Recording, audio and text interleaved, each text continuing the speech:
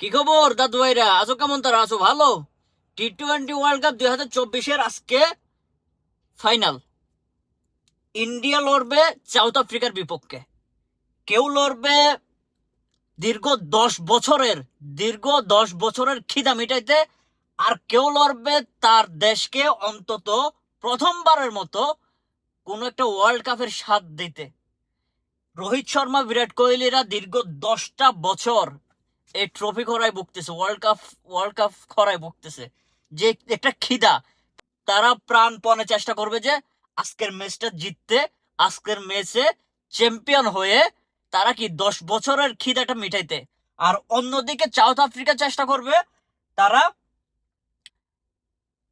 তারা এত ভালো দল হওয়ার পরেও আজ পর্যন্ত কখনো তারা সেমিফাইনাল টপ করতে পারে নাই, যার কারণে তাদেরকে চোকার বলা হইতো। তারা এই চোকারটা মুছে ফেলে প্রথমবারের মতো 2024 সালে এসে প্রথমবারের মতো ওয়ার্ল্ড কাপের ফাইনালে আসে। তারা চাইবে তাদের প্রথম ওয়ার্ল্ড কাপটা তারা চাইবে তাদের প্রথম ওয়ার্ল্ড কাপ ম্যাচটাকে জিতে এবং তাদের দেশকে প্রথমবারের মতো শিরোপার স্বাদ দিতে।